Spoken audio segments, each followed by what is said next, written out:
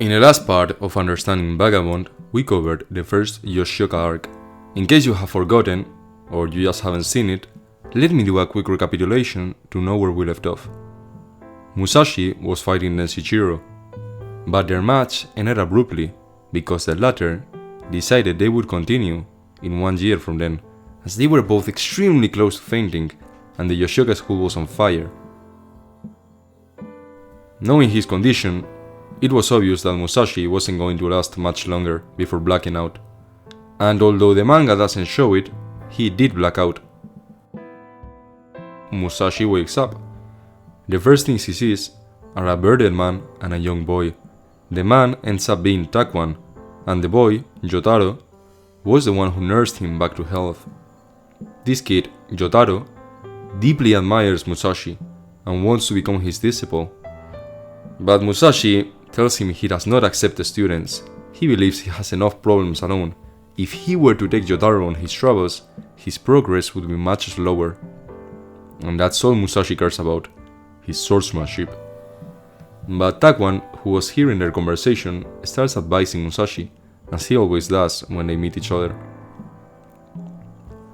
"I thought you might have matured a little. Don't you realize how precious life is?" he says. And he's right. Musashi had learned to appreciate life.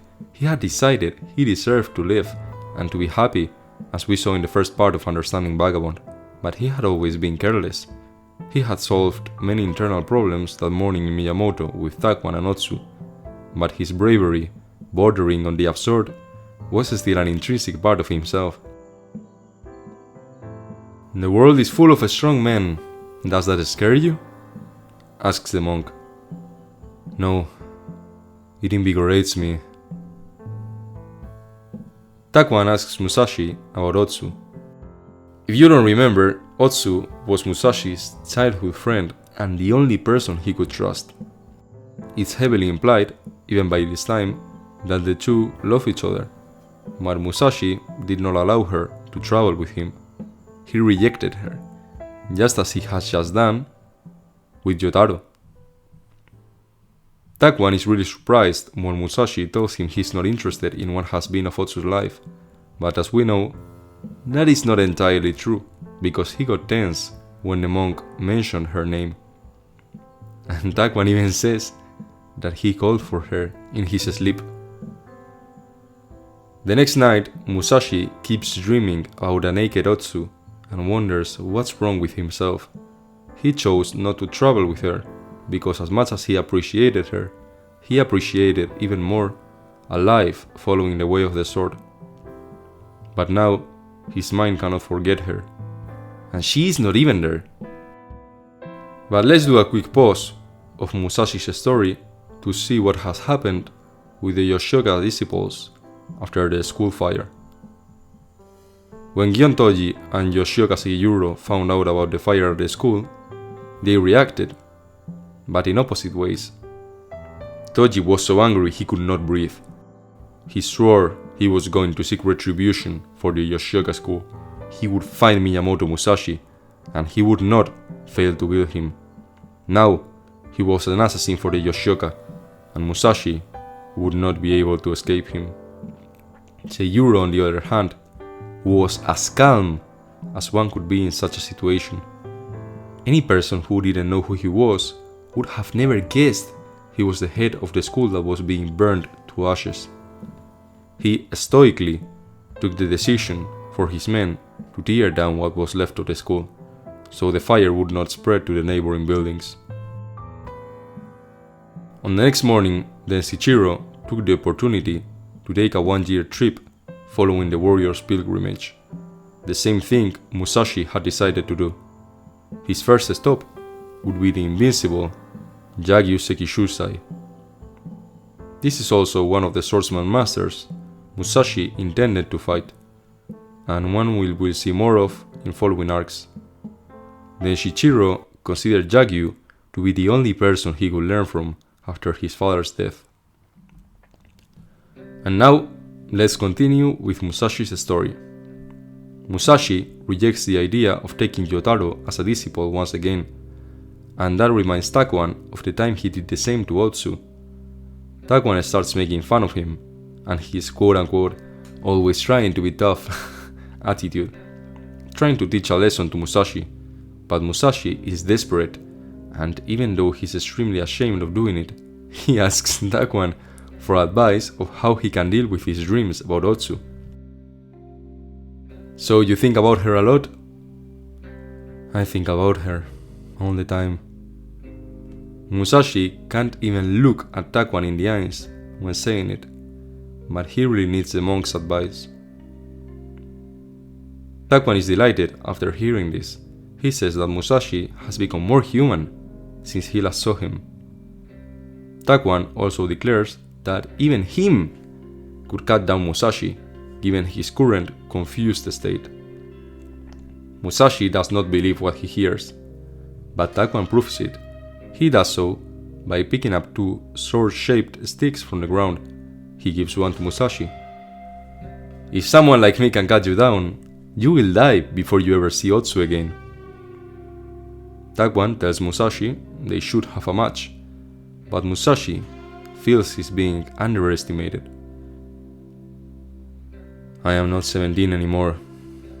I could kill you with this crummy stick. But Takwan interrupts him. By the way, about Otsu, Musashi quickly pays attention to what Takwan had to say, and the latter takes the opportunity to break his stick in Musashi's shoulder. Takwan attacked Musashi with the stick because he wanted to prove to him that the repression of his thoughts about Otsu was making him weak. Musashi is directing all of his mental energy trying to not have unavoidable thoughts. That was... No! It was fair. In order to win, in order to survive, it was a valid move. And I fell for it. I am so weak, says Musashi to himself. What's wrong with me? A mere 4 years of training, just because I killed a bunch of scraps at the Yoshioka school, just because I survived a fight with Denshichiro, I have become arrogant. And yet, when he was fighting Denshichiro, he did not appear to hold him in such a high regard. He kept insulting him, and insisted on telling him he would die in his next attack. What does this mean? It shows us that although he did believe that he was stronger than Denshichiro, the insults of the Yoshioka got to him in some way. Just like the insults of the Miyamoto villagers after finding out he killed a skilled samurai at 13 years old did get to him, as we covered in the first part of understanding Vagabond. Musashi only believed fully to be Denshichiro's equal after having fought him. This is really interesting. He keeps having intrusive thoughts, so he jumps into a freezing cold river to calm his mind. But he is only treating the symptoms, not the root of the problem. And this is when one of the most legendary dialogues of Vagabond, if not the most, takes place. Otsu is distracting you, and she's not even here. Maybe it would not have made a difference if she came with you. Are you in love with her? I am devoted to the way of the sword. The more one tries to look away, the more one gets preoccupied. Once your heart is preoccupied, your sword will not be true. Then you will die. Musashi, distracted with his thoughts about Otsu, had become like the peasants and samurais he had always despised, and who he had always beaten so easily. He was absent from the sword. He was like the Yoshioka disciples, those same ones who had a weakness that surprised him. Preoccupied with a single leaf, you will not see the tree. Preoccupied with a single tree, you will miss the entire forest. Don't be preoccupied with a single spot. See everything in its entirety, effortlessly. That's what it means to truly see. Musashi kind of understands what Takwan has tried to teach him, but he is not really able to apply it. But don't worry, because this quote will remain in his mind, and Musashi will eventually understand it in a way that will make Takuan proud. Takuan the monk eventually leaves Musashi because he is going to pay a visit to the Yagyu, old friends of his. Keep in mind, this is the same school Shichiro wants to challenge. And the next night, Musashi, alone in the dark, starts thinking about the state of his mind while carving Buddhas in wood, an activity he performs in times of extreme introspectiveness, such as this one. Back when I was 17, everyone shunned me. People called me a demon, but as a swordsman, I was completely devoted. I was stronger back then. And he remembers the last conversation he had with Takuan, trying to make sense of it.